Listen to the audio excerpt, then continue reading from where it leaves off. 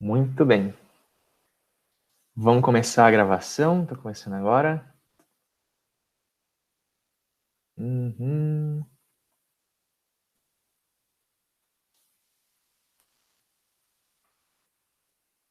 Vamos lá, então. Vamos lá. Vamos começar o nosso aulão aí. Vamos fazer aquele mesmo esquema que a gente tinha feito das outras vezes, né? Mandei a lista de exercícios, tá? Vocês resolveram. Quem resolveu? E agora a gente vai resolver aqueles 10 exercícios, certo? E ver aí quem ganhou os prêmios e tudo mais. E quem tiver online aí, quem entrar na sala, se tiver alguma dúvida em algum exercício que esteja fazendo aí ao longo da semana, tá? Não conseguiu tirar essa dúvida de nenhuma forma, pode mandar para mim no WhatsApp e a gente já resolve isso agora, tá bom? Tá aí a foto do cachorro da Vitória, né? Tem duas fotos do cachorro, mas essa primeira aqui eu juro para você que eu pensei que fosse uma coruja. Esse bicho aqui, ó. Para mim isso daqui é uma coruja, certo? Aí depois eu vi outra foto e deu, nossa, é um cachorro mesmo. E aqui tá o memezinho que o Guilherme Tadeu deixou pra gente. Memezinho engraçadinho, né? Engraçadinho. Realmente, algumas questões de física têm uma matemática monstruosa, né? Muito bem. Mas eu acho que não é o caso do vestibular nosso, pessoal. O vestibular nosso não é tanto assim, não. Mas a gente precisa saber mais física do que matemática, no caso. Tá? Vamos começar lá, então. Vamos começar com a primeira questão aqui.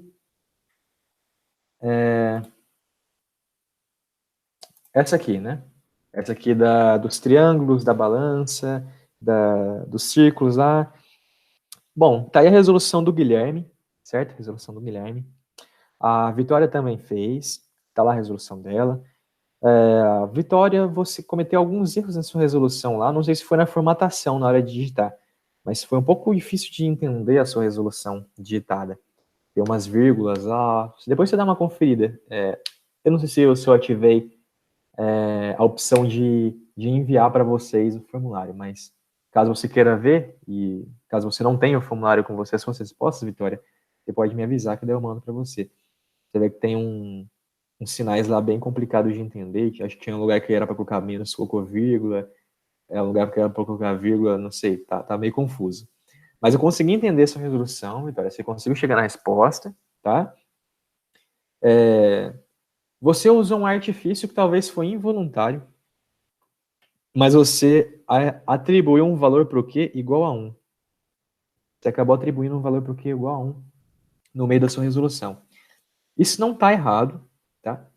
Não está errado. É uma técnica matemática que você faz aí, certo? Atribuir o Q para um valor igual a 1, que está dentro dos sistemas impossíveis, beleza? Então não tem problema, mas eu acho que talvez tenha sido involuntário isso. Mas eu vou considerar você como ganhadora também, tá bom? Você acertou, a resposta são 10 quadrados. O Guilherme também acertou, então eu vou dar o prêmio para vocês dois, tá bom? Então, aí, ó, fico feliz. Muito bem, 5 para cada. Então vamos lá resolver esse exercício, né? Eu vou só reproduzir aqui a resolução que o Guilherme fez, aqui do lado. Vou colocar numa cor verdinha. Bom, basicamente a gente tinha que equacionar esse problema primeiramente, né? Olha lá. Figuras iguais têm pesos iguais. Supõe uma balança equilibrada com 3 triângulos e um círculo em um dos pratos e 6 quadrados em outro. Então a gente tem tipo uma balança, né? Uma balança. Aí a gente tem aqui na balança 2 pratos, né? Aí ele falou que eu tenho uma quantidade de figuras, sei lá, triângulo, círculo, e aqui eu tenho sempre quadrados. E assim por diante. Bom, no primeiro equilíbrio, né, a gente tem 3 triângulos mais um círculo igual a 6 quadrados, tá? Sendo triângulo, ou sendo T, né? O peso do triângulo, C, o peso do círculo, Q, o peso do quadrado. Depois, no segundo caso, a gente tem ali 2 triângulos mais 4 círculos igual a 8 quadrados. Muito bem. Aí, o enunciado diz no final, né? Sendo uma outra balança, né? Onde a gente tenha 3 círculos e 4 triângulos de um lado, quantos quadrados eu vou ter do outro, né? Aí é o nosso desafio. Muito bem. Como que a gente poderia fazer isso, galera? Tem duas formas de fazer aí, duas formas mais simples. A primeira forma é entendendo sobre sistemas, galera. Ó, entendendo sobre sistemas. Vocês podem ver que essas equações que a gente tem, né, a 1 e a 2, a gente tem três incógnitas, né? Que é o t, o c e o q. Bom, só que a gente tem três incógnitas e duas informações somente. A gente tem a equação 1 e a equação 2. E a gente sabe que para resolver um sistema de n incógnitas, certo? N incógnitas, n incógnitas, a gente precisa de n informações. N informações, certo? Só que daí, no caso, a gente tem duas informações. Sendo assim, o nosso sistema ele vai ser impossível ou indeterminado. É só uma das opções. Não tem como ele ser determinado porque a gente não tem o número de informações suficiente, certo? O nosso sistema aqui, em particular, ele deve ser indeterminado.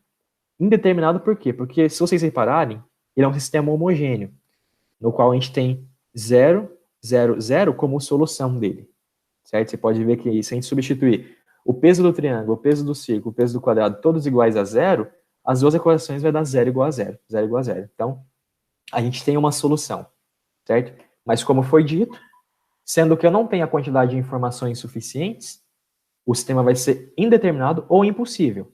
Como eu tenho uma solução que é a trivial, né, 0, 0, 0, então esse sistema vai ter que ser indeterminado. Bom, num sistema indeterminado, pessoal, para a gente resolver, a gente precisa colocar uma das variáveis como um valor aleatório real. No caso, a gente pode fazer isso com o quadrado. A gente pode falar que o quadrado é um valor que pertence aos reais, certo? Inclusive, a gente pode até dar outro nome para ele. A gente pode falar que o quadrado é um alfa pertencente aos reais. Sendo assim, a gente vai ter o nosso sistema aqui, que é 3t mais c igual a 6 alfas, 2t mais 4c igual a 8 alfas. Agora a gente pode resolver nosso sistema, só que as nossas soluções vão ficar todas em função de alfa. Vamos fazer isso. Como que a gente pode resolver? Eu vou pegar da equação de cima e colocar o c em evidência. Então, eu vou ter c igual a 6 alfa menos 3t. E eu vou substituir este c na equação de baixo. Então, eu vou ter 2t mais 4 vezes c, que vai ser 6 alfa menos 3t igual a 8 alfa. Daqui, a gente vai encontrar que o t é igual a 1,6 alfa, certo? 1,6 alfa. Se a gente substituir ali em cima, a gente pode encontrar o c agora em função de alfa. Se o t é 1,6 alfa, então a gente vai ter que o c é 6 alfa menos 3 vezes 1,6 alfa, e isso vai dar 1,2 alfa. Ok? Então a gente tem o c e o t em função de alfa. Mas quem que é o alfa? O alfa é o q, certo? Então se a gente substituir agora esse valor de c e t na nossa última equação, a gente vai ter 3 vezes 1,2 alfa mais 4 vezes 1,6 alfa. Isso é igual a n. Quem que é o quê? O q é alfa. Ok? Fazendo essas contas, a gente vai encontrar aqui 10 alfa igual a n alfa. Logo, n igual a 10. Certo? Então, uma forma que a gente pode resolver usando aí a teoria mesmo. Teoria de sistema impossível, né? Ou sistema indeterminado, beleza? No caso particular nosso aí é sistema indeterminado. Tá bom? Aí tem uma outra forma, que é um pouco mais fácil de resolver, que é a forma que o Guilherme usou, certo? Ele simplesmente pegou as duas equações, né? Eu tinha aqui a primeira, 3t mais c igual a 6q. A segunda equação, vocês podem ver que todos os termos são múltiplos de 2, então eu posso dividir todo mundo por 2 para simplificar ela. Aí aqui fica 1t, aqui fica 2c e aqui fica 4q. Então eu vou ter t mais 2c igual a 4q. Se vocês separarem bem, a soma das duas equações dá exatamente a resposta que a gente quer. 4t mais 3c igual a 10q. Certo? Então é uma forma um pouco mais fácil aí de resolver. Realmente, tô vendo aqui o comentário da Vitória. É só isso, Vitória. Foi bem mais fácil, né, do que a gente percebeu. Então, é uma outra forma de você lidar com esse tipo de exercício, né? Você pode simplesmente pegar uma combinação das duas equações que foram dadas, de modo que você chegue na sua terceira, certo? Então, você tenta fazer uma combinação, ok? Aí, para essa combinação, vai depender da sua criatividade ou da sua visão ali para enxergar que tipo de combinação que você pode fazer, né? No caso, o que a gente fez foi somar a primeira equação com metade da segunda, certo? Mas não sei, de repente, em outro caso, fosse um pouco mais complexo a combinação. Poderia ser, talvez, 3 vezes a primeira equação, mais 2 vezes a segunda, entendeu? Às vezes pode ser um pouco mais complexo assim. Então, vocês têm que ver isso na hora, tá? Então, tá aí o exercício. Vencedores aí, o Guilherme e a Vitória, tá? A Vitória com pênalti, tá? Ficou com pênalti, tá, Vitória? Mas você também aí ganhou a recompensa. Depois, se você quiser, de novo, como eu falei, ver sua resolução, né, como ficou na parte digitada, eu te mando, se você não recebeu, para você dar uma conferida lá. Beleza, galera? Então, passa para a próxima agora. Parabéns para vocês aí que receberam. O Guilherme não está aqui, ele falou que não poderia estar mesmo, que ele foi para a aula de japonês dele. Beleza. Bom, tá aqui essa questão, né? Escreva como você explicaria o que é função para uma criança. Tá. Bom, uma resposta aí que a gente recebeu, que foi basicamente igual às outras que a gente recebeu na outra aula, foi a da Vitória, tá? Vitória, você mandou uma resposta aí, que realmente faz sentido, aquilo lá é uma função, você pode explicar para a criança que aquilo é uma função, certo? Mas de acordo com o exemplo que você deu, aquilo é uma função do primeiro grau, certo? O exemplo da Vitória foi, se não me engano, foi assim. Ela disse que tinha o cachorrinho dela, que é o Totti, eu acho, Totti. Aí ela disse que quanto mais fazia carinho no Totti, mais ele amava. Então, isso é uma função, né? É uma função crescente, pelo que a gente vê, né? Você faz carinho, mais ele ama, né? Mais carinho, mais ele ama. Menos carinho, ele ama. Então, é uma função crescente, né? Quer dizer que quanto mais carinho, maior é o amor, né? Que é o resultado da função. Só que ainda pode ser uma função particular, né? Uma função muito particular, é uma função crescente, certo? Só um minutinho, pessoal, só um minutinho que tem um barulho aqui, eu vou acabar com esse barulho, peraí.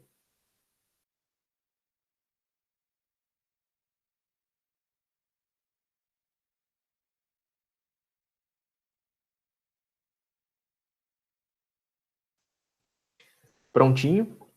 Bom, então o exemplo da Vitória, né, do cachorrinho, foi um exemplo de uma função crescente, tá? E nem todas as funções são crescentes, algumas oscilam, certo? Algumas são decrescentes, e nem sempre elas têm essa relação diretamente proporcional, né? Amei, quer dizer, fiz carinho, amou. Fiz carinho, amou mais, entendeu? Então foi um caso particular, tá? Ainda não é o que eu queria que vocês me dessem como resposta, tá? E por isso eu vou deixar essa questão sem resposta aqui agora, tá? Sem ganhador por enquanto. E vou dar mais uma última chance, ok? Para vocês tentarem explicar um pouco melhor o que é uma função, tá? Porque é uma função, não é uma regra particular, tá, pessoal? Vou dar a dica aqui de novo para vocês. Uma função é uma relação entre conjuntos, tá? Uma função é um mecanismo, tá bom? Que relaciona dois conjuntos de elementos. Esses conjuntos podem ser quaisquer coisa, pode ser números, podem ser cachorros, podem ser frutas, etc. Certo? Então tá aí uma dica já muito grande, beleza? Dá para explicar aí para uma criança que é uma função a partir disso, tá bom? Mas esse tipo particular é difícil. É difícil. Uma vez, na última aula, mandaram um exemplo e eu pedi para minha sobrinha, que tem 12 anos, para ela ler e ver se ela entendia o que era uma função. Ela não entendeu o que é uma função. Ela entendeu o que era, como que era uma relação de primeiro grau, certo? Mas função, não entendeu. Tá bom, pessoal? Então vou deixar essa questão aberta só mais uma vez, tá? Só até o próximo aulão. Aí, se não tiver a mesma resposta, aí eu mando para vocês uma resposta que é satisfatória, tá? Inclusive vai ser muito útil para vocês porque é uma forma assim de entender função bem didática, tá? O que é uma função de uma forma bem didática e que vai ajudar vocês aí, tá bom? Então fica para a próxima aula, tá? Deixa eu ver aqui os comentários. A Vitória disse, no caso, teria que explicar a função de todas as formas? Não. Não. Explicar o que é uma função, certo? Existem vários tipos de função. Mas o que é uma função, vocês não conseguiram explicar. Eu posso fazer uma analogia. Eu consigo pegar para a pessoa e falar assim, nossa, isso daqui é um Fusca, tá vendo? Esse é um Fusca, olha só, ele tem esse formatinho, entendeu? O Fusca, meu Fusca só funciona a gasolina, né? Ah, aquele ali é um caminhão, olha só para você ver o caminhão. O caminhão é bem maior, tem um monte de rodas. O caminhão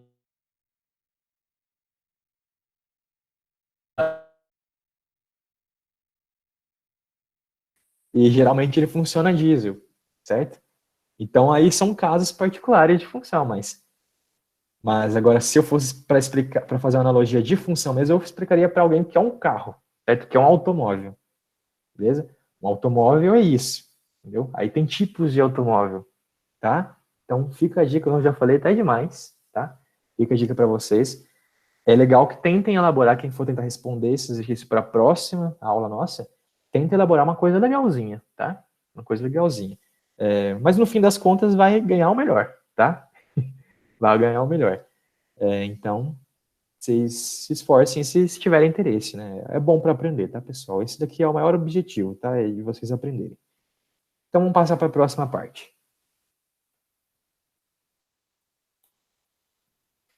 Bom, essa questão aqui foi um amigo meu que mandou. Ele é professor lá do cursinho da FFLESH. E ele também é irmão de um professor aí, eu acho, da turma de exatas. Ele é irmão do professor de redação da turma de exatas. Se eu não me engano, o nome do irmão dele é Sandro Júnior. Não sei se vocês conhecem esse professor, mas o irmão dele que me mandou essa questão, é amigo meu. Bom, foi criatividade dele, né? Ó, considere uma pessoa com volume Vzão. Essa pessoa solta um pum de volume Vzinho. Após o pum, a pessoa fica mais leve ou a pessoa fica mais pesada. E aí? Considere que a densidade do pum é Dzinho e é menor que a densidade do ar atmosférico, DATM. A aceleração da gravidade é G. Muito bem. Esse exercício que eu vou deixar para o final, tá? Como não tem ninguém respondeu, eu vou deixar para o final. Então, fiquem aí na curiosidade. Daqui a pouco a gente faz. Vamos para o próximo exercício. Tá aqui. Calcule o número de ouro. Beleza. Gente, o número de ouro é um número aí famosinho, tá? Famosinho aí nas artes plásticas, tá? Famosinho na engenharia civil. E ele tem uma particularidadezinha, né? Que vocês podem dar uma pesquisadinha para vocês verem, é um número engraçado. Tem várias formas de a gente calcular essa razão áurea, né? Que também chamam de razão áurea, proporção áurea, certo? Que é o número de ouro. Então, o intuito desse exercício aqui é para vocês conhecerem o número de ouro, certo? E pegarem alguma das formas de calcular ele, tá bom? Tem formas muito legais de calcular ele. Essa daqui é a forma que o Guilherme mandou, tá? O Guilherme Tadeu e a Vitória também mandou a forma dela. Só que a sua forma e a do Guilherme foram iguais, né, Vitória? Você deve estar vendo aí que foram iguais. Só que a sua resolução está um pouco apagado e no final da resolução você coloca dois valores lá para o número de ouro. Você coloca esse daqui, 1 mais raiz de 5 sobre 2, e você coloca um outro que você coloca como φ duas linhas, que é 1 menos raiz de 5 sobre 2. Ok? Bom, o número de ouro é esse cara aqui, tá? Esse cara aqui não é o número de ouro. Esse cara aqui, inclusive, é negativo. Ele é menor que zero. Então, não pode ser resposta, tá? Sim, eu acho que eu não entendi direito lá, porque tá um pouco apagado, mas eu acho que você marcou o positivo. Então, calma, você também acertou essa daqui, tá? Pode ficar tranquilo. Você também acertou essa daqui, beleza? Só que lá na parte lá de baixo eu não entendi muito bem se você colocou. Porque você colocou esse valor aqui, né? Se você colocou esse valor, eu acho que você deveria ter colocado assim, esse daqui não é válido, porque é negativo. E o número de ouro é uma razão, certo? E a razão tem que ser positiva. Tá bom? Mas esse daqui também eu vou considerar que você acertou também, beleza? Então, você tá premiado aí mais uma vez. Você e o Guilherme estão premiados. Lembrando que, calma aí, pessoal, que isso daqui não vai acontecer sempre não, tá? Isso aqui não vai acontecer sempre não. Eu tô fazendo com que vocês dois aí sejam os ganhadores, porque vocês deram respostas iguais, basicamente, nas duas, certo? E também porque poucas pessoas responderam, tá? Poucas pessoas responderam, poucas pessoas estão participando, então beleza. Aí eu considero os dois aí como a Guilherme Tadeu tá complicado. Ele é bom, ele tem manjado aí nas exatas. Mas então, esse cara aqui não pode ser. O número de ouro, então, é esse cara aqui. Beleza? Então, a forma que eles calcularam é o seguinte. Eles consideraram que tem um retângulo, certo? E esse retângulo, ele está dividido na razão áurea. Então, eu posso falar que o comprimento do meu retângulo, esse comprimento aqui, eu posso chamar de C, e a largura B, né? Se eu fizer C sobre B, isso daqui dá a minha razão áurea, ok? Aí a técnica que a gente faz é pegar um quadrado, certo? Um quadrado dentro desse retângulo, um quadrado com o tamanho B, beleza? Aí esse pedaço aqui vai acabar sendo C menos B, certo?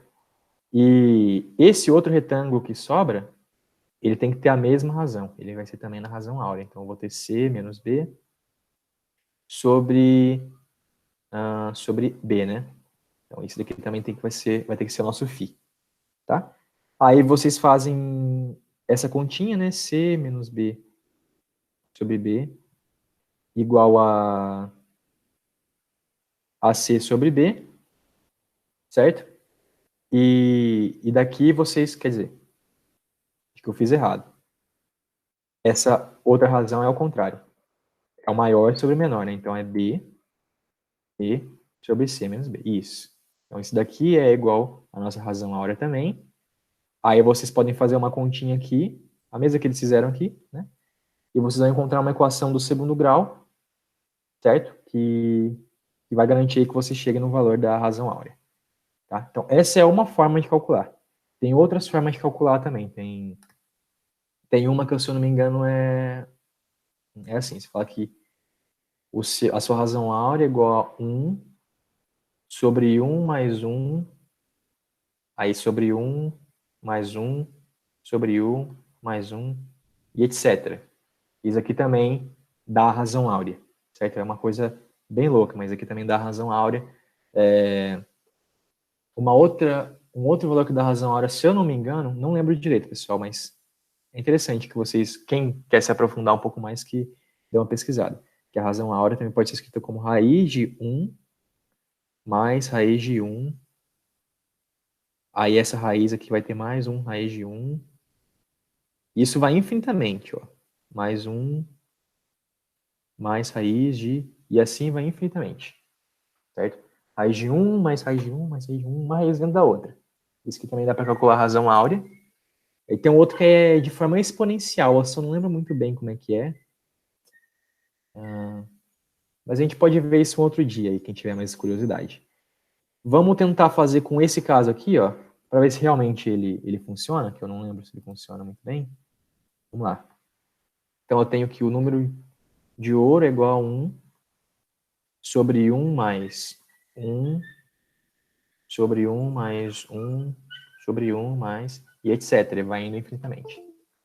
Bom, como vai indo infinitamente, pessoal, se eu pegar só essa parte aqui, ó, só essa parte aqui, ela é igual a essa parte aqui, certo? Só essa parte aqui, ó, dentro da circunferência desse círculo aí vermelho, ela é igual ao todo. Tá bom, pessoal? Isso daí pode ser um pouco complicado de entender, mas é igual. Por quê? Porque ele se estende infinitamente. Então, se eu fizer infinito menos 1, né? Essa sequência aqui, né, de 1 sobre 1 mais alguma coisa, ela se repete infinitamente. Se eu fizer essa sequência de 1 sobre 1 mais sobre 1 sobre 1, que ela tem infinitas partes dessas se repetindo. Se eu tirar uma, ainda vai ser infinito. né? Então, infinito menos 1 ainda é infinito. Beleza? Então, eu posso falar que essa parte de dentro é igual ao meu número de ouro. Aí eu vou ter o quê? Eu vou acabar tendo que φ é igual a 1 sobre 1 mais φ. Aí depois eu passo esse cara aqui multiplicando, e eu vou ter φ ao quadrado mais φ menos 1 igual a zero. Aí tirando a nosso Bhaskara, né? Então o φ vai ser igual a o b, né? Menos b, que é menos 1, é mais ou menos. Aí eu vou ter ali a raiz de 5, né? Tá. Raiz de 5. Quer dizer, o delta vai ser quanto? Vai ser... raiz de 5. B ao quadrado, né? Que é 1, menos 4ac. Então vai dar raiz de 5 sobre 2. Esse aqui não deu, não parece muito bonito não, né? Não, esse aqui não deu certo não, porque vai dar... O valor positivo vai ser raiz de 5 menos 1 sobre 2, né? Aí isso dá quanto? Isso aqui não dá o número de ouro. Quanto que dá isso? Eu vou fazer aqui na calculadora. Raiz de 5 menos 1 sobre 2. Esse daqui não vai dar o número de ouro, vai dar 0,61. Então, acho que, na verdade, não é esse esquema. Deve ser esse daqui, ó. Para corrigir, esse daqui. 1 sobre 1 menos 1 sobre 1 menos 1 sobre 1 menos. Aí eu acho que vai dar certo. Aí, da mesma forma, eu posso falar que esse cara aqui, né, desde que continue infinitamente, esse cara aqui é o nosso número de ouro. Então, eu vou ter φ igual a 1 sobre 1 menos φ. Isso vai me dar... vamos lá. Isso vai me dar φ menos φ ao quadrado, né? Mais φ menos 1 igual a zero. Certo? Aí a gente pode multiplicar todo mundo por menos 1. Aí fica φ ao quadrado menos φ mais 1 igual a zero. Ok? Pera aí, pessoal. Isso aqui também não vai dar certo, não. Desse jeito aqui também não vai dar certo, não. Porque, inclusive, esse cara aqui não tem raiz, né? O delta desse cara aqui vai dar, ó, b ao quadrado, que é 1, menos 4ac. Vai dar menos 4. Isso vai dar menos 3. Aí, ó, não lembro mesmo. Esse daqui também não vai dar, mas é algo parecido com isso, tá? No seu tempo, prof. Valeu, valeu. Ai, ai. Isso aqui não deu certo, não. Bom, não lembro como é que é, tá, pessoal? Mas tem uma forma que é parecida com essa daqui. Eu não lembro como que é, quais que são os valores, mas é parecido com isso. Talvez se a gente fizer... Talvez se fosse... Vamos testar aqui. Talvez se fosse 1 sobre menos 1 mais 1 sobre menos 1. Opa, menos 1. Mais 1 sobre menos 1. Mais 1 sobre menos 1. E etc. Então eu posso falar que esse cara aqui é o nosso φ, né? Vamos chamar isso aqui de φ. Esse cara aqui também vai ser φ. Vamos ver se dá certo agora. Então eu vou ter φ igual a 1 sobre menos 1 mais φ. Aí passando esse cara multiplicando, eu vou ter φ ao quadrado menos φ igual a 1. Agora dá certo. Agora dá certo, galera. Menos φ menos 1 igual a zero. Certo. É esse cara mesmo. Ó. Se vocês fizerem o Bhaskara, vai dar o mesmo que esse resultado aqui, só que esse cara aqui vai ser positivo, vai ser mais 1. Né? Então eu vou ter que o φ é igual a 1, mais ou menos raiz de 5 sobre 2. Aí beleza, então meu número de ouro ele vai ser 1 mais raiz de 5 sobre 2. Aí, beleza? Então é essa forma aqui que dá certo. Ó. É essa forma aqui que dá certo. Então a gente conseguiu lembrar aqui com algumas tentativas, né? Opa, opa, a caneta aqui tá ficando torta.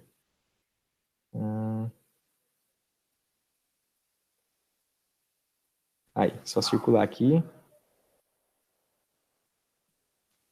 Beleza. Agora deu certo. Olha aí. Quem é brasileiro não desiste, não. Muito bem. Então tá aí mais outra forma de calcular, né, o número de ouro.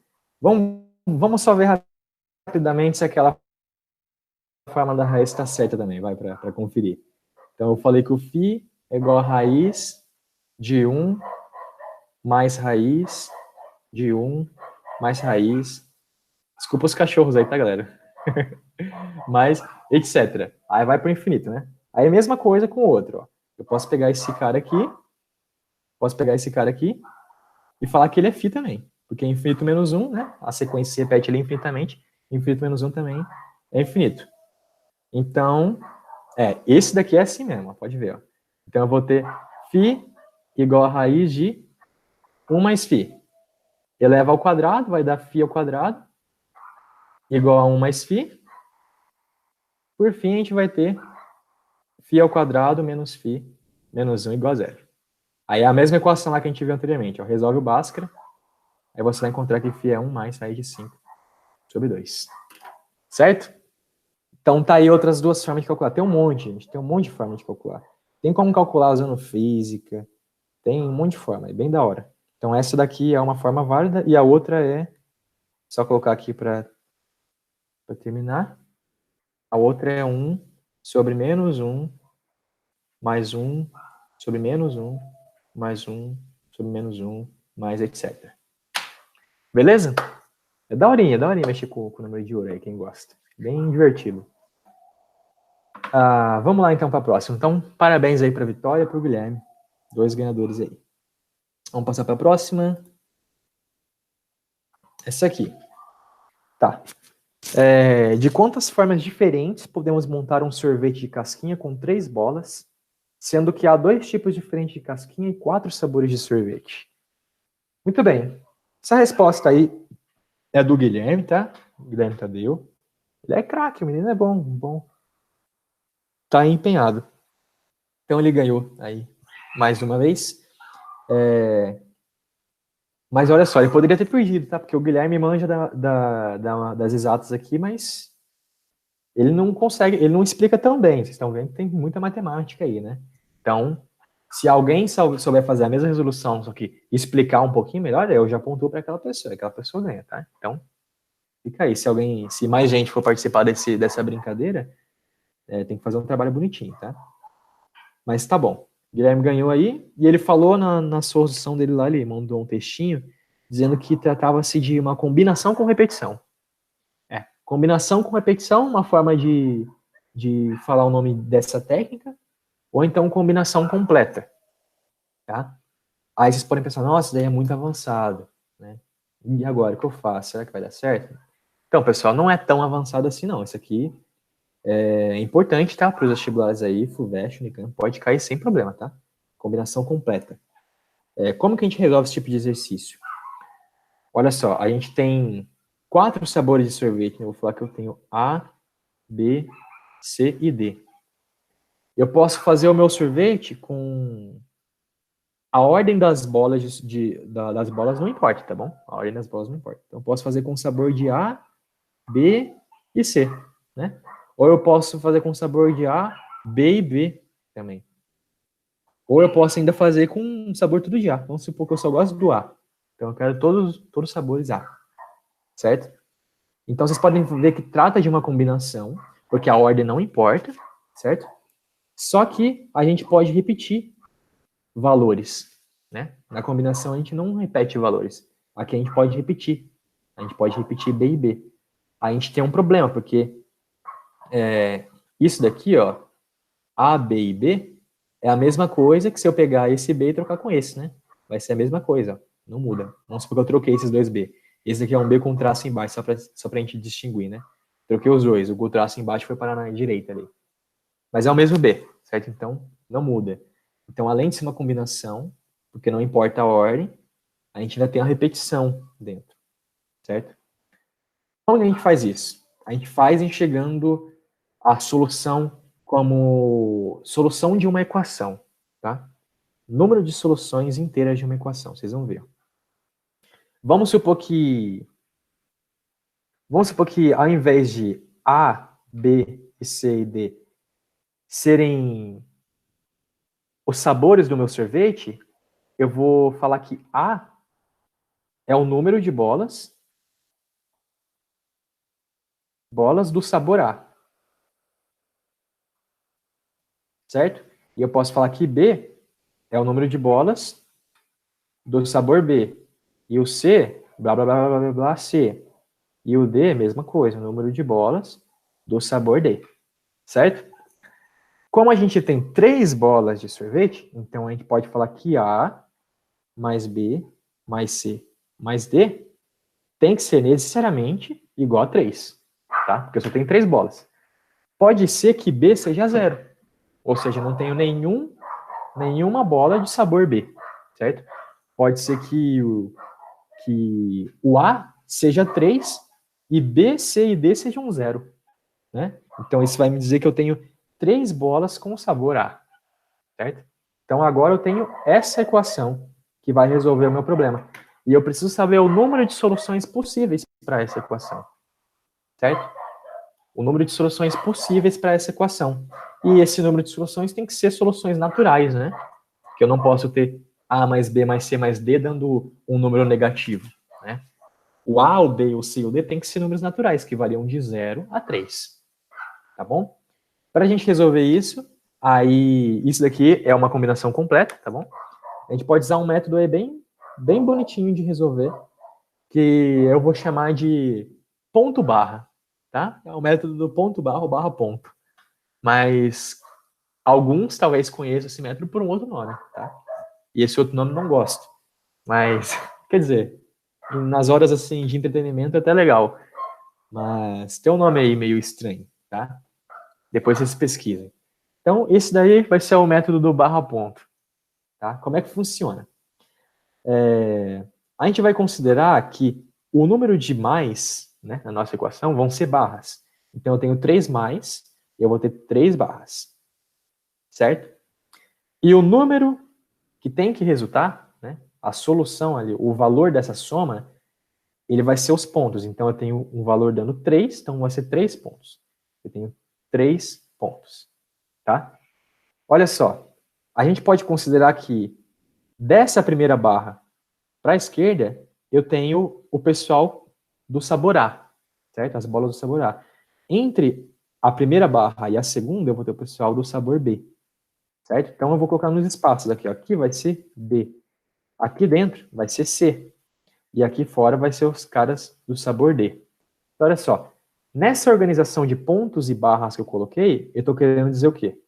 Estou querendo dizer que eu tenho 3 bolas do sabor A, 0 de B, 0 de C, 0 de D.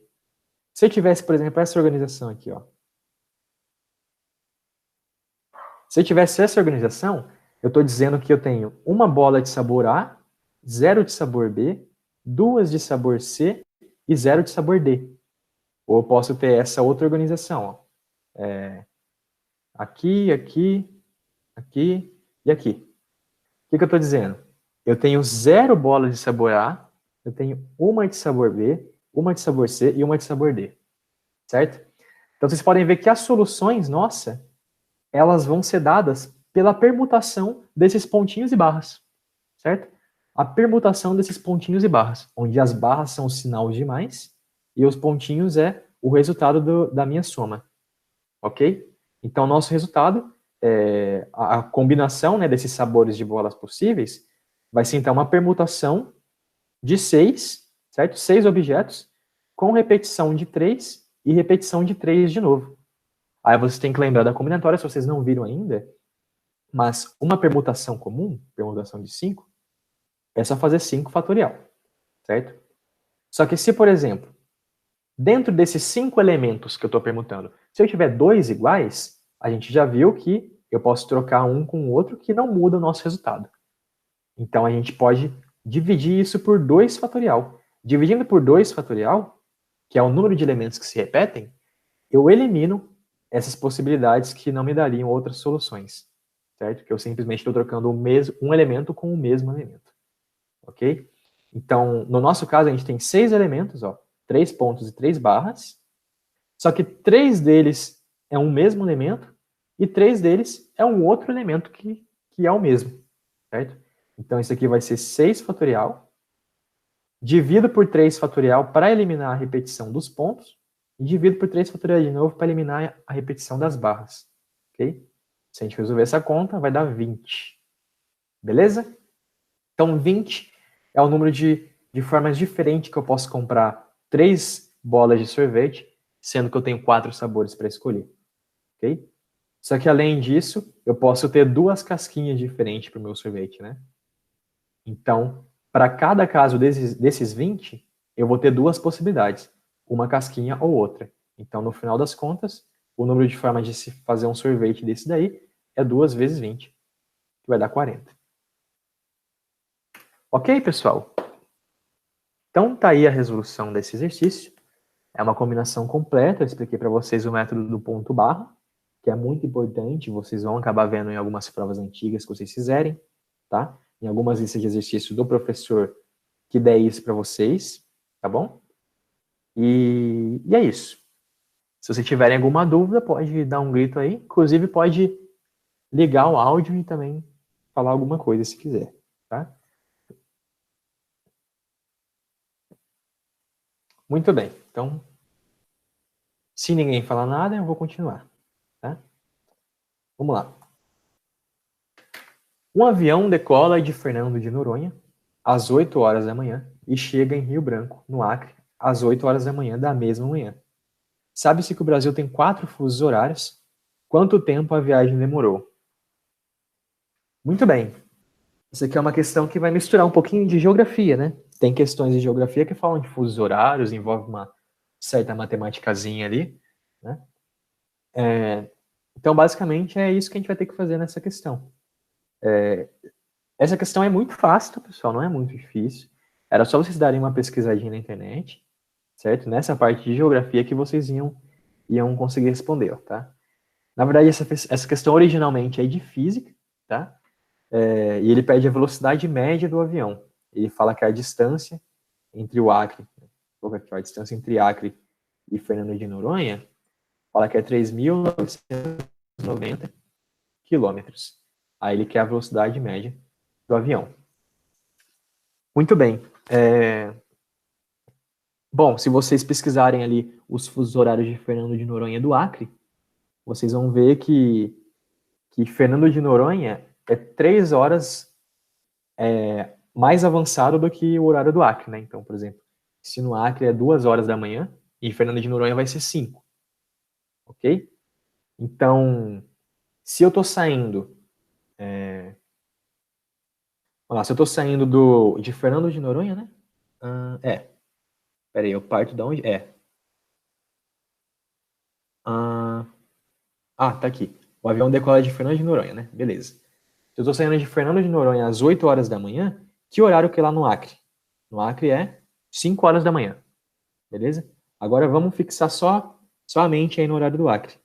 Então, se eu saio 5 horas da manhã no Acre e chego no Acre 8 horas da manhã, então meu tempo de voo foi 3 horas. Né? Foi 3 horas de voo. Quando eu saí no Acre era 5 horas. Quando eu cheguei lá no Acre era 8 horas da manhã lá. Então, foi 3 horas o tempo de voo. Beleza? A velocidade média, então, seria 3.990 km dividido por 3 horas. E isso vai dar 1.330 km por hora. Tá bom?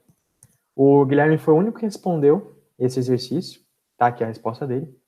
E tá certinho a resposta dele, né? Portanto, ele é o vencedor, mais uma vez. Tá bom? Então, essa daqui era tipo que nem a questão de vestibular.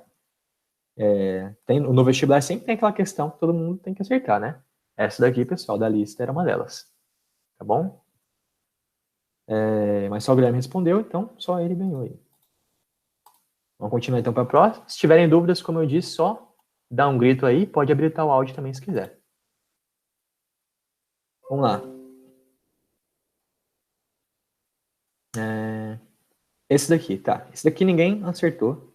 Só o Guilherme comentou, ele falou assim, mas o quê? Ou ele falou, mano, o quê? Como assim? Ele ficou bolado com essa questão. Mas vamos lá. Essa daqui é meio é meio louca mesmo, né, pessoal? Porque olha só o enunciado. Suponhamos que há uma bola com dimensões desprezíveis, de massa mzinho, parada em relação ao solo da Terra, sem tocar o solo. Aí vocês pensam, nossa, como que a bola está parada em relação ao solo e ela não toca o solo? Então ela está flutuando? O que está acontecendo com essa bola? Tem que estar acontecendo alguma coisa, né? Tem alguma força atuando na bola? Tem. É a força peso. Mas por que a bola não cai? Né? Por que a bola está flutuando? Beleza. Aí ele quer que a gente calcule a distância entre a bola e o solo. Né? E aí, as observações é para desprezar a resistência do ar. Aí tem a massa da Terra, que é igual a mzão, e a constante de gravitação universal, que é g. Bom, pessoal, esse daí você tinha que ter um pouco de sensibilidade para entender o que está acontecendo. Mas as contas não são nada difíceis, são contas simples. Olha só. A gente tem aqui o nosso chão, né? Vou fazer um chão reto, para começar a ficar um pouco mais bolado aí. Eles ficarem um pouco estranhando o que está acontecendo. Tá, tem o chão, aí tem minha bola aqui, ó, parada. Certo. Ela tá ali, parada no ar. Em relação ao solo, tá parada em relação ao solo também. Tá? Ela não tá se movendo em relação ao solo, tá parada ali. Como que isso pode acontecer? Galera, isso acontece porque essa bola ela tem uma velocidade para cá, ó. Ela tem uma velocidade para cá. E essa velocidade é a velocidade de órbita dela. Certo? A bola, no caso, está orbitando a Terra. Beleza? Ela tem uma velocidade tão grande que ela vai caindo, né? Ela vai cair, só que ela cai um pouquinho tipo, esse pouquinho que ela cai, ela já andou um monte, entendeu? Então a curvatura da Terra vai fazer com que ela fique na mesma altura, certo? Aí ela cai mais um pouquinho, só que ela já andou um montão. Então ela vai sempre ficar aqui na mesma altura, beleza? É uma órbita, pessoal. Eu estou aqui explicando para vocês de uma forma um pouco mais intuitiva, mas é uma órbita. A bola está fazendo um movimento ali. Vamos considerar que a órbita é circular, está fazendo um movimento circular em torno da Terra. E a força centrípeta, ou seja, a força que altera a direção da velocidade, é a força-peso. Tá? É uma órbita. É o que os nossos satélitezinhos fazem, o que a Lua faz em torno da Terra. Tá bom? A gente pode até talvez quiser entender essa bola aí como se fosse a Lua. Certo? Poderia. Só que se eu botasse Lua, vocês iam. Ah, já entendi o que está acontecendo, entendeu? Aí eu botei só uma bola qualquer para vocês ficarem. Ih, caramba, e agora? Lascou. Mas beleza. Vamos fazer um desenho melhor aqui agora. Fazer uma terra, né? Uma terra. Aí eu tenho aqui. Vou fazer uma terra menor. A terra. Aí a bola tá aqui, ó. A bola tá aqui. E esse daqui é o raio da Terra. O raio da Terra é Rzão. E essa é a altura da bola em relação ao solo, Hzinho. Muito bem, para a bola ficar sempre parada em relação à Terra, como a bola está fazendo um movimento circular em torno da Terra, então a bola precisa ter a mesma velocidade angular de rotação da Terra, certo? Então, aí teria que considerar que a bola está no Equador, tá, pessoal? Eu não coloquei essa informação, mas é só considerar que ela está no Equador. Porque ali no Equador eu vou ter a velocidade da bola igual realmente à velocidade angular da Terra. Muito bem, então a bola tem aqui essa velocidade Vzinho, só que eu sei que essa velocidade Vzinho, ela é igual à velocidade angular vezes o raio, né? Quem que é o nosso raio? O raio é R mais Hzinho. Em relação ao centro da trajetória, né? O centro da trajetória da bola é o centro da Terra. E quem que vai ser essa nossa velocidade angular, né? É a velocidade angular da Terra. Então, posso falar que o meu Vzinho é igual... A velocidade angular da Terra é quanto, pessoal, hein? Como que a gente pode calcular isso? É só lembrar que a velocidade angular é 2πf ou 2π sobre o período, ok? Então eu posso falar que a minha velocidade angular é 2π sobre o período vezes r mais hzinho. O período o período da Terra é 24 horas, né, pessoal? Então vai ser 2π sobre 24 horas. Deixar em horas mesmo, tá? Poderia colocar em segundos, mas eu vou deixar em horas mesmo. Bom, quem que é a força centrípeta, né? A força centrípeta é a força gravitacional. Então, força gravitacional é a resultante centrípeta. Então, essa resultante centrípeta a gente pode dar como? Hein? Pode ser a massa da bola, vezes o que é mesmo a resultante centrípeta, pessoal? Massa da bola, vezes a velocidade dela ao quadrado, né? Sobre o raio. Beleza? Quem que é o raio? O raio é R mais Hzinho. A gente continua aqui, ó. M, a velocidade vai ser, então, 2π sobre 24 horas ao quadrado, vezes R mais Rzinho ao quadrado, e não pode esquecer do nosso 1 sobre R mais Rzinho ali. Então, cancela aqui um R mais Rzinho. Então, a minha resultante centrípeta, ela vai acabar sendo igual a Mzinho vezes Rzão mais Hzinho, né? Hzinho que é a altura. Rzão mais Hzinho, vezes 4π ao quadrado, sobre 24... Essa 24 horas eu vou deixar período por enquanto. Eu vou substituir no final, tá? Para ficar mais fácil de trabalhar aqui. Só que a resistência centrípeta a gente viu que é igual à força, né? A força gravitacional. Então, vai ser a massa da nossa bola vezes a massa da Terra, vezes a constante gravitacional, dividido pela distância entre eles. Beleza. Beleza. Tchau, tchau. Boa noite para você. Dividido pela distância entre eles ao quadrado. Então, Rzão mais Hzinho ao quadrado. Muito bem. Aí a gente termina de resolver isso aqui. Pode cancelar o Mzinho, né? Com o Mzinho. Aí eu vou puxar a seta um pouco mais lá para o alto. Aqui Mzinho com Mzinho. Aí eu vou passar esse cara aqui multiplicando para lá. E o período eu vou passar multiplicando para lá. Esse 4π eu vou passar dividindo. Então eu vou ter R mais Hzinho ao cubo igual a mg vezes o período. Período ao quadrado, né? Pode esquecer que está quadrado, ó, porque eu levei a velocidade que está ao quadrado, né? Então o período vai ficar ao quadrado. Período ao quadrado vezes... Opa, se perdeu? Vou tentar... Onde que você se perdeu?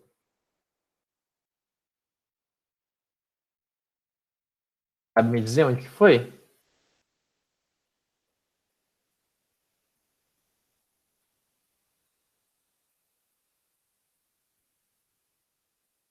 Calma aí, teacher, deixa eu ver aqui. Só um minuto. Tá falando, peraí, só habilitar meu áudio aqui. Ah, pode falar, pode falar. Peraí que eu vou escrever, porque, né? Calma aí, só um minuto, já te falo. Tá bom.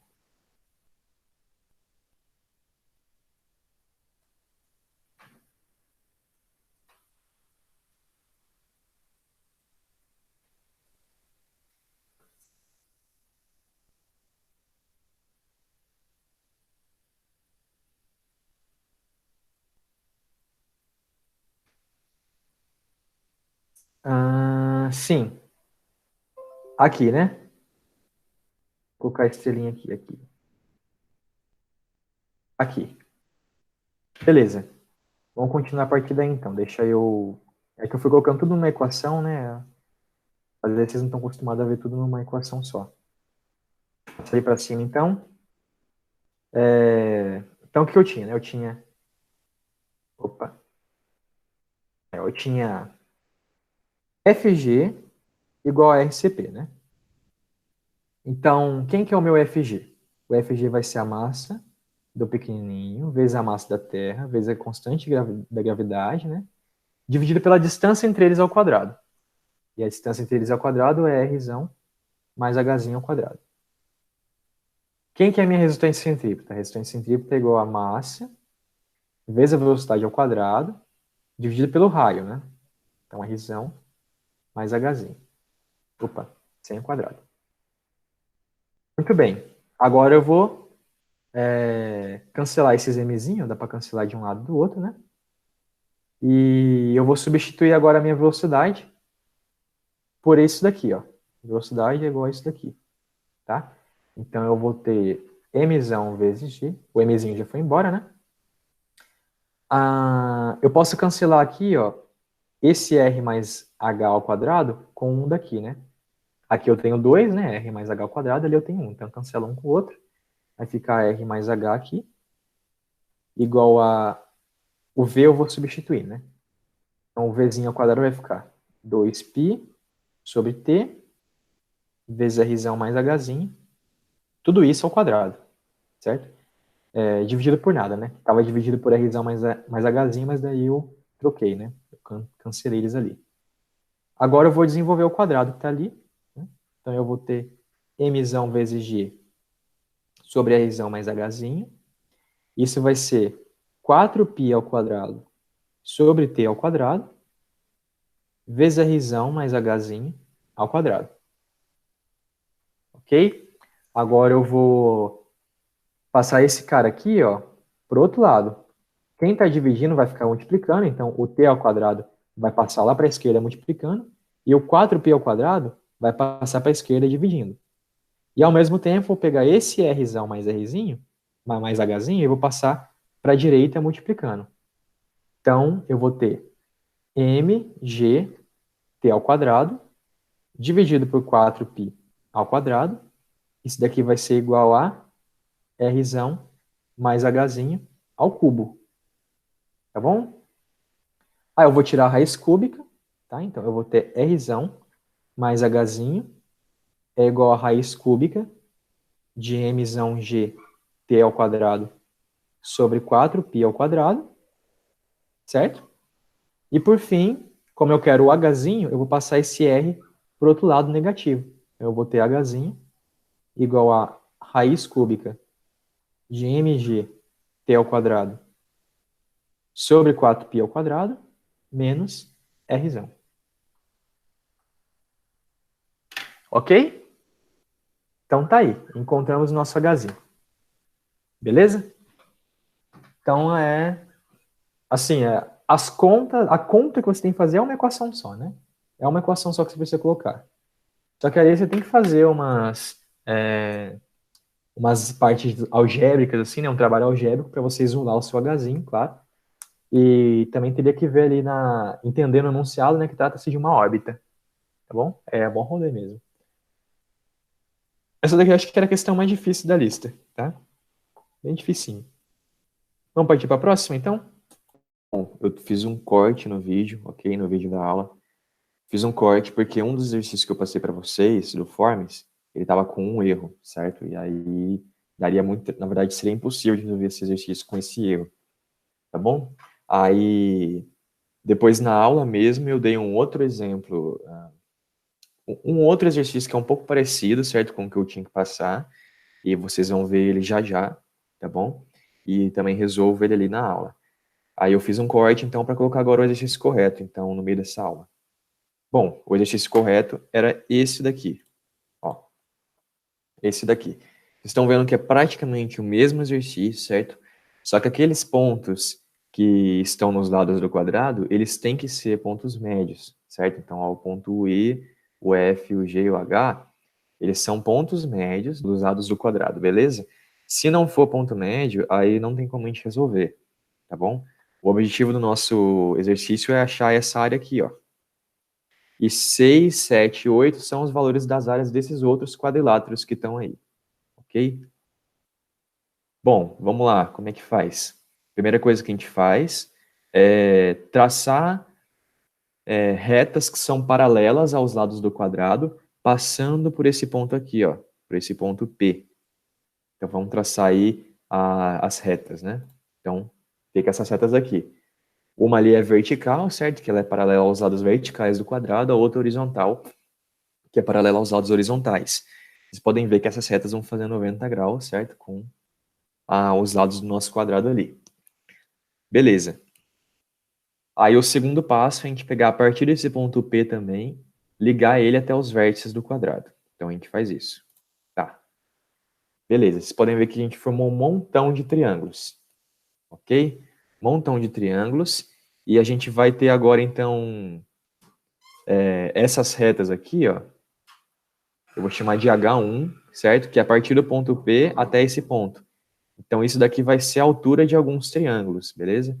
E a partir do ponto P até esse outro ponto, eu vou chamar, por exemplo, de H4, certo? Aqui eu vou chamar de H3, e esse pedacinho eu vou chamar de H1. Muito bem. Aí o que a gente vai fazer é o seguinte, vamos calcular a área desse quadrilátero aqui, que tem área igual a 6, né? Vamos calcular a área dele, certo? Em função desses dados que a gente criou, e a área desse quadrilátero aqui de área 7. Certo? Vamos fazer esses cálculos aí, a partir dos triângulos. Vamos lá, a gente vai ter então esse desenho aqui. Aí eu pintei aí as áreas, né, para a gente saber quais que a gente ia calcular, né? Então vamos lá. Para calcular a área desse quadrilátero aqui, né, esse cara aqui, deixa eu anotar aqui em cima, esse cara, vamos lá. A gente precisa calcular a área desse triângulo aqui, certo? Que vai ser o quê? A área dele vai ser a base AE, certo? Vezes a altura dele, que é H1. Vocês podem ver que a altura desse triângulo HE em relação à base AE é o nosso H1. Beleza? Vezes H1 dividido por 2, mais a área do triângulo que tem base AF. Ó. Tem base AF e o vértice aqui em P. Então, mais AF. Aí a altura desse triângulo de base AF é H2. Então, vezes H2 sobre 2. Muito bem, agora vamos calcular, isso daqui a gente sabe que é 6, né? Agora vamos calcular a área desse triângulo aqui, certo? Esse triângulo aqui você pode ver que ele é composto por dois triângulos, é esse primeiro aqui de base HC, e a altura dele é H1, certo? Ah, esse daqui de base HE, na verdade é H3 a altura, né? Ó, tá aqui, H3. Então, H3, só corrigindo. Então, HC, esse triângulo, né? A base HC e a altura H1, sobre 2. Mais esse outro triângulo aqui, que tem base GC e altura H4.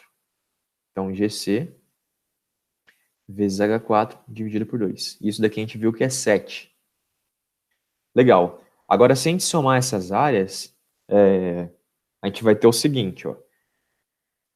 A gente vai ter 6 mais 7, né? Isso vai dar... 6 mais 7 é quanto mesmo? 13, eu acho, né? 13. É 7 mesmo? Acho que é 8, né? O outro quadrilátero ali acho que é 8. Ah, não, é 7 mesmo.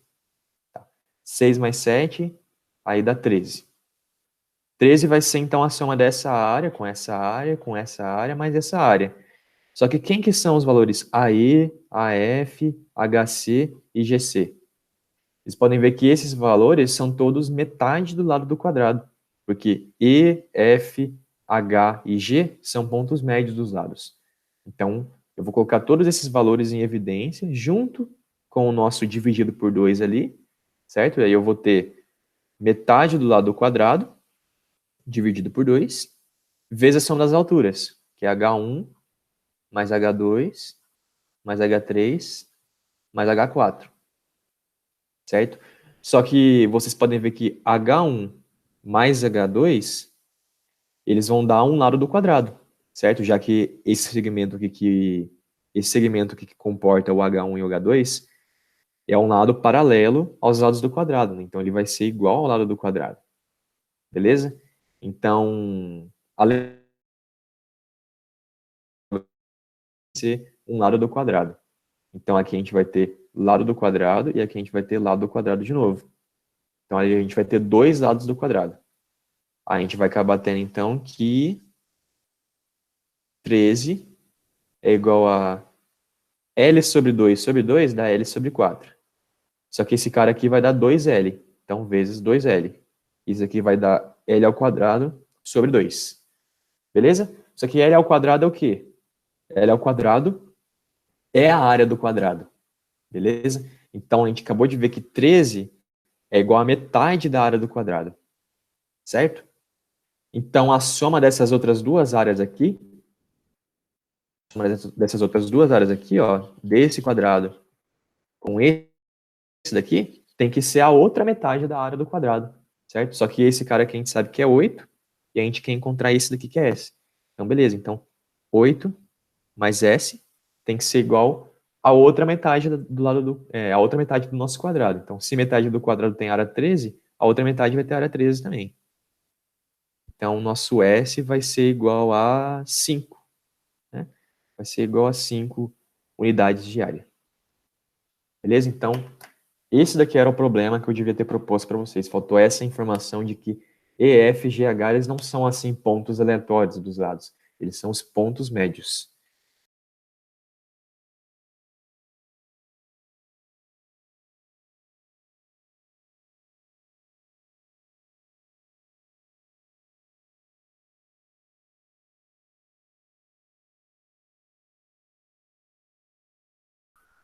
Eu tenho um quadrado,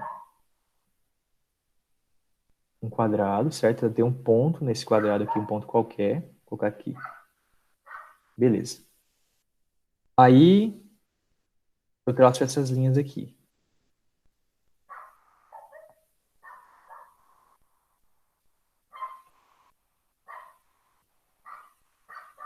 Muito bem.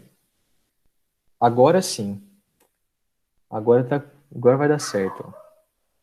Qual que são os valores? 6, 7 e 8 que eu usei, né? Então, falar que aqui é 6, aqui 7, aqui 8.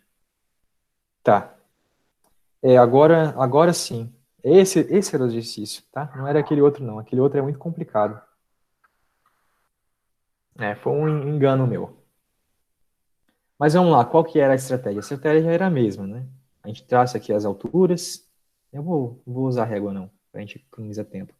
Tracei aqui uma altura H1.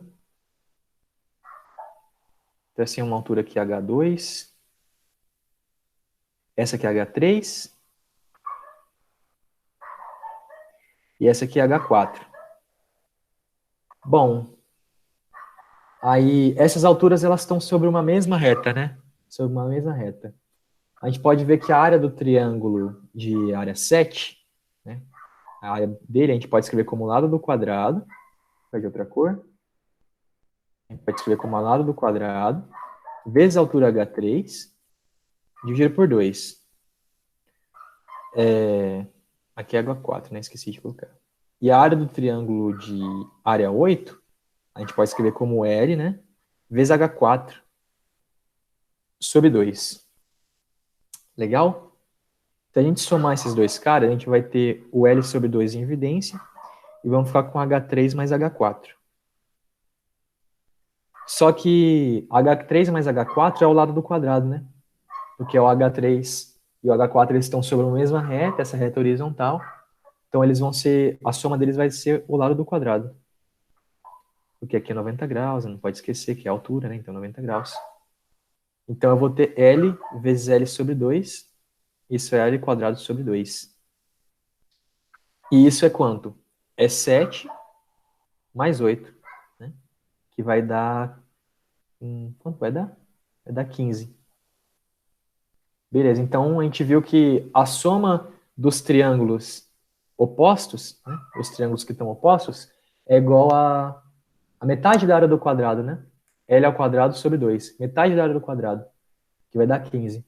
Então, se essa área aqui for S, então 6 mais S tem que dar 15 também. Certo? S, então S. Logo, S vai ser 9. Ok? Então, esse daí foi engano meu. O outro exercício dá para resolver também, só que é muito complicado. Eu vou ver se eu lembro como é que resolve ele, aí eu posso botar para vocês depois. Inclusive, pode até ficar como desafio. Aí você tá vendo aí. Aí pode ser que já tenha alguma dica. Mas enfim, né? Agora ele ficou bem mais fácil, né? Tudo bem. Depois eu tento resolver o outro lá, mas eu acho que o outro também tem essa particularidadezinha de a soma das áreas opostas serem iguais à metade da área do quadrado, né? Deixa eu dar uma olhada aqui para ver se isso faz sentido. Então, essa área aqui mais essa área aqui é igual a essa mais essa. Tem que pensar um pouco ali para essa parte, esse outro estilo, né, de exercício. Mas tá aí a resolução para o exercício original. Bom, ninguém tentou resolver ele, eu acho. Você tentou resolver ele, Kailan? Tentou resolver?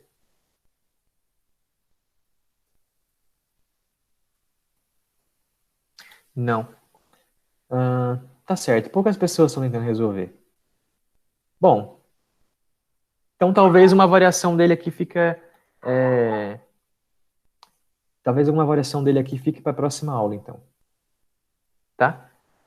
Achei que ia ter mais tempo antes da aula. Ah, sim. Ah, bom. Vai ter a próxima aula e vai continuar tendo. Acho que mesmo depois que acabar a pandemia, acho que eu vou continuar fazendo uns alunos desses aqui com vocês, porque eu achei bem divertido. Mas vamos lá para a próxima, então. Bom, esse daqui o Guilherme Tadeu resolveu, tá? O Guilherme Tadeu resolveu esse exercício, só que ele não acertou, não. Ele não acertou, infelizmente. Como é que a gente resolveu esse exercício, né? Ó, o enunciado diz que a gente tem um projétil de densidade ρp e ele é lançado com um ângulo alfa em relação horizontal no interior de um recipiente. O recipiente é preenchido com superfluido de densidade ρs. E o mesmo projétil é lançado novamente, certo? Só que agora com ângulo beta. O projétil é lançado nos dois experimentos com a mesma velocidade. E ele alcança o mesmo alcance A. Beleza. Sabe-se que são nulas as forças de atrito num superfluido. Pode-se então afirmar com relação ao ângulo beta de lançamento que... Então a gente tem que encontrar a relação do ângulo beta, né? Encontrar o valor aí do ângulo beta. Uma coisa legal que ele disse é que o superfluido ele não tem atrito, né? Então não vai ter resistência aí dentro desse superfluido. Da mesma forma que na maioria dos exercícios a gente desconsidera a resistência do ar, né? Então qual que vai ser o efeito do superfluido, né? O efeito dele vai ser empuxo. Ele vai causar um empuxozinho no projétil, certo? E esse empuxozinho vai fazer uma força para cima no projétil, né? Lembrando da fórmula do alcance no lançamento oblíquo, certo? Quem é da turma de exatas já viu comigo. O alcance ele pode ser dado por uma formulinha, tá? Que vocês podem decorar, mas eu indico que não decorem, indico que vocês aprendam a provar ela, que daí vocês vão acabar decorando sem querer. E aprender a provar ela é muito melhor do que decorar, porque pode ser que caia um exercício em que decorar não é o suficiente. Tá? Mas aqui, nesse exercício, a gente só quer esse alcance aqui, então eu já vou tacar a fórmula aqui logo de cara. O alcance é igual à velocidade inicial ao quadrado, vezes o seno de 2 vezes o ângulo de lançamento, dividido por g. Tá? Então, olha só. Levando em conta que a velocidade não muda nos dois experimentos, ou ela é a mesma, né? Módulo de V2 é igual ao módulo de V1, que eu vou chamar só de V. O ângulo e o alcance é o mesmo, né? O alcance também é constante. Então, o ângulo e a gravidade, eles estão relacionados entre si, certo? Então, se eu vario um, vai variar o outro, beleza? No caso, a gente precisou variar o ângulo depois que colocou o superfluido para ter o mesmo alcance. Isso quer dizer que a minha gravidade foi alterada, certo? Então, no esquema 2, né, eu vou ter uma nova gravidade G', certo? Uma nova aceleração para baixo G'. Como que a gente vai calcular essa aceleração, né? Bom, no esquema 1, eu vou ter o quê? Eu vou falar que o meu projeto é uma bolinha, tá? Uma bolinha de volume V. Bolinha de volume V. No meu esquema 1, eu tenho somente o peso aqui para baixo. Então, a minha gravidade vai ser a própria gravidade, certo? A gravidade eu estou falando a aceleração para baixo, beleza? Vou falar aqui a aceleração, melhor. A aceleração é igual a gravidade. Agora, no esquema 2, como agora eu tenho um superfluido fazendo um empuxo na minha bolinha, né? Então, eu vou ter um peso para baixo, que é o mesmo peso dela de antes, e eu vou ter um empuxo aqui para cima. Legal? Então, considerando que a bolinha cai, né? Que está claro no esquema, né? Que ela cai. Isso quer dizer que o peso é maior que o empuxo. Então, eu posso falar que peso menos empuxo é a minha força resultante. Que daí vai ser a massa vezes a aceleração nova do meu corpo. Tá? Isso daqui é a segunda lei de Newton, beleza? A segunda lei de Newton é assim: a força resultante é igual à massa do corpo vezes a sua aceleração. Bom, quem que é o peso, né? O peso é a massa do projétil vezes a gravidade. O empuxo é o volume do projétil vezes a densidade do líquido vezes a gravidade, certo? Só que quem que é a massa do projétil, né? Que é essa mesma massinha aqui. A massa do projétil é o volume dele vezes a densidade dele, beleza? Vezes G menos V vezes PS. Ah, esse Vzinho eu falei que ia ser a velocidade, né? Então eu vou chamar o volume de Vzão, para não confundir, Vzão. Vamos lá, Vzão. Vzão aqui, aqui, aqui. Vezes a gravidade, né? E a massa dele, né? Eu coloco aqui de novo como Vzão, vezes a densidade do projétil, vezes a minha aceleração à linha, que vai ser a minha gravidade de linha, tá? Para baixo. Você pode ver que o Vzão a gente pode cancelar, ó, em todos os termos. A gravidade eu posso colocar em evidência. Então, meu A' vai ser igual a gravidade vezes ρP menos ρS, colocando em evidência aqui a gravidade, né? Aí eu passo o meu ρP que estava na direita dividindo. Então, eu divido por ρP. Então, essa é a nova aceleração depois que eu coloquei o superfluido. Agora, minha aceleração para baixo é esse A', que eu vou chamar aqui de G'.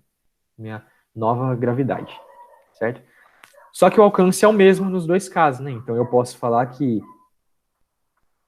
o alcance A', ele vai ser velocidade ao quadrado. Ai, cachorro, meu Deus. Desculpem o cachorro. Seno de 2 beta, né? Que agora o ângulo é outro, né? O ângulo é beta. Dividido por G', certo? E no caso inicial, eu tinha o meu ângulo como alfa, né? Então, aqui vai ser 2 alfa. Beleza? Só que o alcance é o mesmo, então eu vou fazer A igual a linha. Isso vai dar pra gente o V0 ao quadrado sobre G vezes seno de 2 alfa igual a V0 ao quadrado sobre o G'. Quem que é o G'? G' a gente vai substituir já já. Vezes seno de 2 beta. Tudo bem. O V ao quadrado vai embora com o V ao quadrado. Eu posso isolar o meu seno de beta. Seno de 2 beta é igual a G' sobre G vezes seno de 2 alfa. Muito bem, agora a gente pode substituir o nosso G', né? Nosso G' é G vezes um negócio aqui. Então, só de saber que vai ter um G em cima e um G embaixo, já posso cancelar o G, né? Então, sobra só o negócio ali. Deixa eu puxar essa setinha aqui. Então, eu vou ter aqui seno de 2 beta vai ser igual a... Opa, igual a... Vou ter que passar isso aqui um pouco mais para o lado para dar espaço. Esse A igual a G. Puxar uma seta para cá. Agora sim. Seno de 2 beta é igual, então, a ρP menos ρS sobre ρP vezes seno de 2 alfa. Então, tá aí. Tá aí a relação entre o seno de 2 beta e o seno de alfa. Certo? A gente poderia até colocar um arco seno, né? Para a gente encontrar o 2 beta, né? A gente pode falar que o 2 beta é igual ao arco seno desse trem todo aqui. Sobre ρP vezes seno de 2 alfa. Aí depois a gente pode dividir por 2 para isolar o beta, né? Então, dividindo por 2. Dividindo por 2. Beleza? Tá aí a nossa resposta. Isso daqui é um pouquinho complicadinho também, né? Mas é uma questão que é possível, bem possível de cair no vestibular, tá? No vestibular da FUVEST. Inclusive acho que pode cair até na primeira fase da FUVEST, de repente, tá? Mas na segunda fase, com certeza, pode cair. Segunda fase, com certeza. E na Unicamp, talvez só na segunda fase, tá? E seria uma das questões mais difíceis no caso da Unicamp. Ok? Vamos passar para a próxima parte. Se tiver dúvida, é só dar um grito. Falta 2 questões só para a gente resolver. A gente vai resolver rapidinho. Bom, essa daqui também ninguém acertou. Olha aí. FCC. Eu não sei o que é FCC. Não sei. Faculdade Não sei de onde que é, não. Bom, se um pequeno furo for feito na parede vertical de um reservatório que contém um líquido ideal, um filete de líquido escoará pelo furo e sua velocidade inicial terá intensidade V raiz de 2GH. Né? Aí no desenho, ele está falando para a gente o que é o Hzinho. Né? O que é o Hzinho? É a distância ali da superfície do líquido até o ponto do furo. Né? Considere o movimento do fluido como sendo de um projétil lançado no vácuo. Então, beleza, não existe mais fluido, agora é projétil lançado no vácuo. Se desejarmos que o filete incida em um ponto G o mais afastado possível de F, a que profundidade Hzinho o furo deverá ser feito? Muito bem. Então, olha só. Nosso projétil, tá? Não é mais líquido, ele falou que é projétil. Nosso projétil está saindo aqui desse ponto com uma velocidade horizontal. Ok? Com uma velocidade horizontal somente. Só que tem aceleração da gravidade. Então ele vai cair. Por isso que ele faz esse movimento aqui parabólico. Tá? Só que olha só. Se nesse ponto a minha velocidade vertical é zero, e a nossa trajetória é de um lançamento, né? Um lançamento oblíquo, então a gente pode considerar que esse ponto aqui é o ponto de altura máxima, certo? Se é o ponto de altura máxima, então a gente pode calcular aqui o tempo de queda do nosso projétil, né? Eu estou aqui lembrando para vocês como é que é, né? Tempo de queda do projétil, vai ser aqui, que é igual ao tempo de subida, né? Como que a gente calcula o tempo de subida? A gente usa aquela expressão, V igual a V0 mais AT. Vamos usar. Vamos considerar que para cima é positivo, tá? Para cima é positivo. Então eu vou ter que a minha velocidade final na verdade a gente não vai ter, né, velocidade vertical quando ele caiu no chão, né? A gente não vai ter, então a gente não pode usar essa equação aqui não. A gente vai ter que usar o quê? Vamos ver. A gente vai ter que usar um sorvetão, né? A gente vai ter que usar o sorvetão, ó. Mais V0t mais A sobre 2t ao quadrado. Vamos usar ele, ó. Qual que é nossa distância inicial, né? Como eu coloquei meu eixo partindo daqui de baixo positivo para cima, então nossa distância inicial vai ser Hzão menos Hzinho, né? Que é esse pedaço aqui, ó. Hzão menos Hzinho. O final vai ser zero. Qual que é a minha velocidade inicial na vertical? É zero. Então esse cara aqui é zero.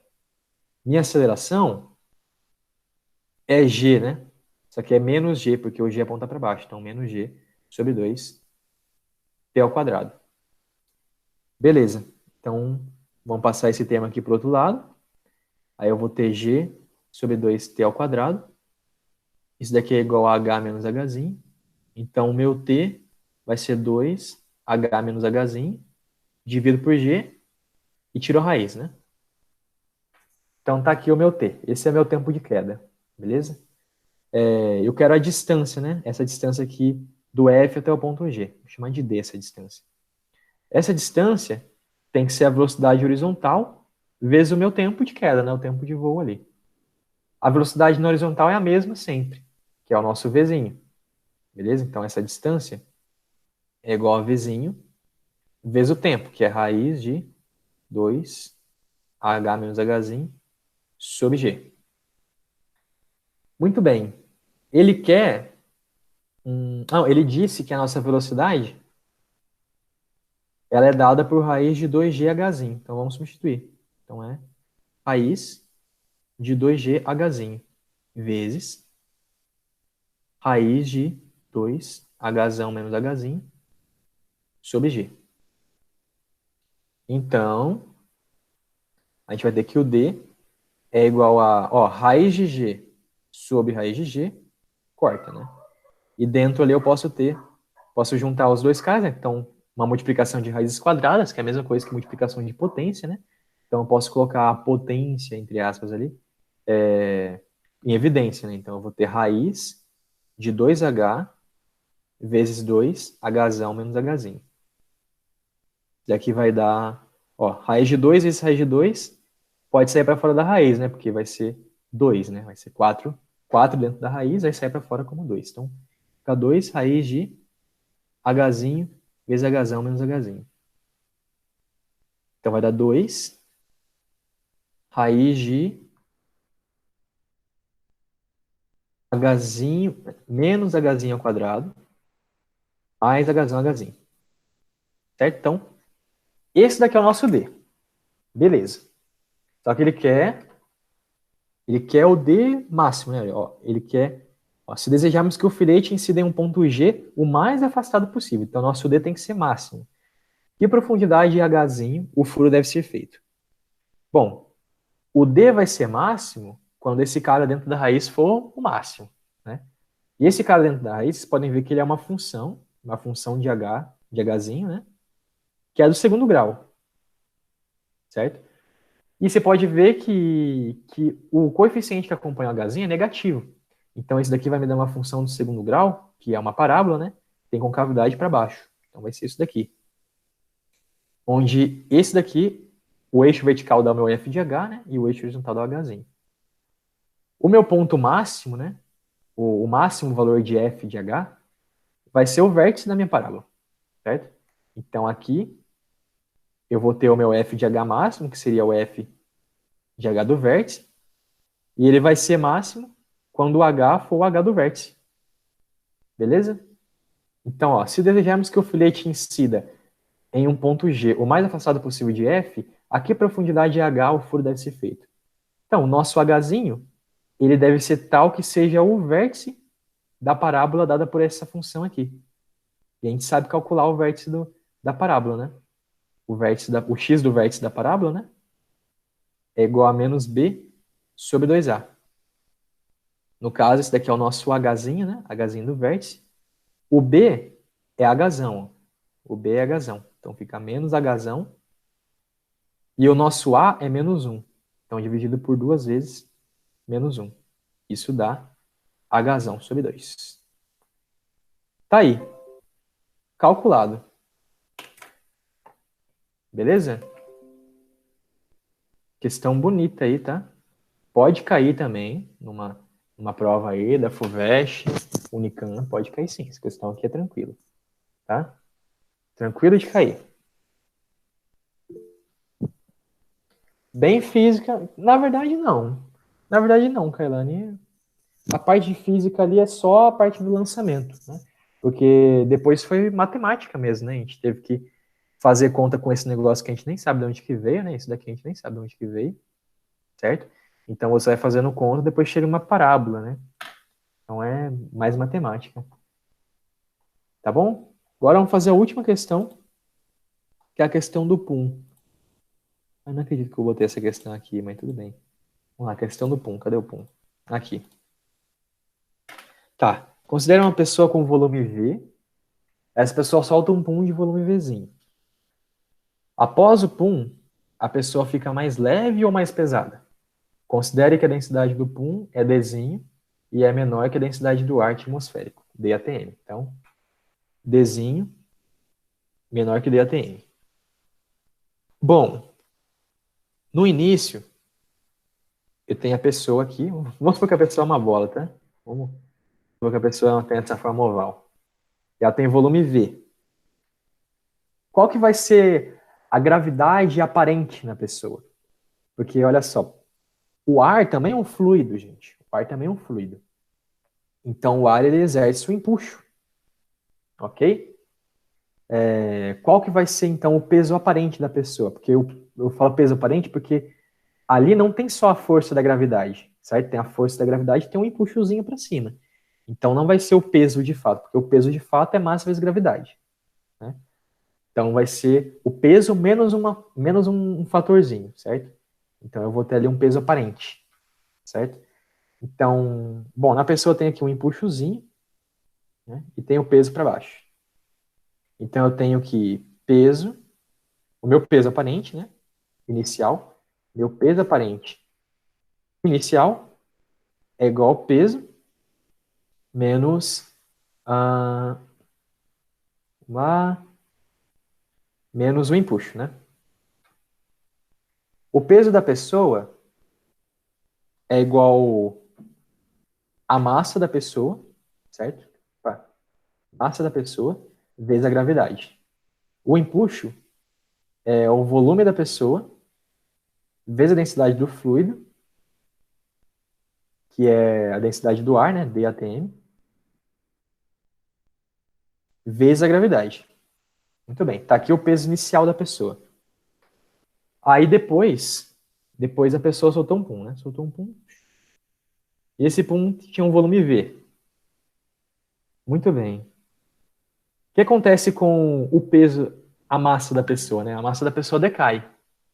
Ela decai quanto? Antes eu tinha M, agora a massa final eu vou ter M menos a massa do pum, né? Então vai ser o volume do pum vezes a densidade do pum. Certo? Essa é a minha massa final. E qual que é o meu volume final? Meu volume final é igual ao volume que a pessoa tinha menos o volumezinho do pum. Beleza? Então vamos agora calcular o nosso peso aparente final. Então peso aparente final vai ser o peso final menos o empuxo final, que vai ser mzão menos vzinho d, vezes a gravidade, menos vzão menos vzinho, vezes a densidade da atmosfera, vezes a gravidade g. Muito bem. Agora vamos dar uma trabalhada nesse peso aparente final. Então, peso aparente final vai ser igual... Eu vou distribuir essa gravidade e distribuir esses dois termos aqui, ó. Então, eu vou ter mzão vezes g, menos vdzinho g, menos vzão, já vou distribuir também esse sinal de menos, tá? Esse sinal de menos eu vou distribuir aqui dentro também, junto com o DATMG. Então, eu vou ter menos v DATMG, DATMG, menos com menos dá mais, daí eu vou ter mais Vzinho DATMG. Ok? Agora eu vou só organizar os valores, eu vou ter ali, ó, MG menos V DATMG e vou colocar o V e o G em evidência. Ó. O V e o G eu vou colocar em evidência. Então eu vou ter V vezes G vezes DATM menos D. Ok? Então aqui eu tinha menos VDG, aqui eu tenho mais VDATMG, eu coloquei o VG em evidência, ficou VG vezes DATM menos Dzinho, certo? Só que quem que é esse cara aqui, ó? Esse cara aqui. Esse cara é o peso aparente no início, certo? Então eu vou ter que o peso aparente no final vai ser o peso aparente no início mais VG vezes DATM menos D, certo?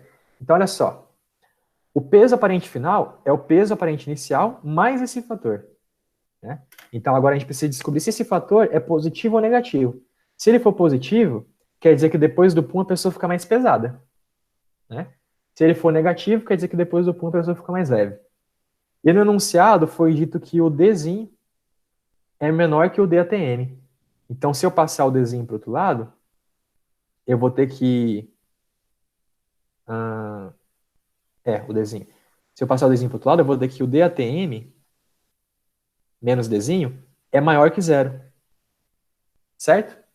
Então, nesse caso, esse fator aqui, ele realmente é maior que zero. Beleza? Então, a pessoa, conclusão, né? Conclusão, a pessoa fica mais pesada. Pessoa fica mais pesada. Legal? Enunciado meio estranhozinho, né? Meio criativo demais, eu acho, pro meu gosto. Mas tá aí, a resolução. É bem interessante, tá, essa resolução. O enunciado tá meio zoado, no vestibular não ia acontecer isso, mas é uma resolução interessante, tá? Estuda com empuxo, com densidade, diferença de volume de massa, isso daí é uma análise bem legal para se fazer. Tá bom? Então, acho que por hoje é só. Acabamos por aqui. Obrigado pela participação, viu? A gente vai ter mais um próximo aulão aí na terça-feira.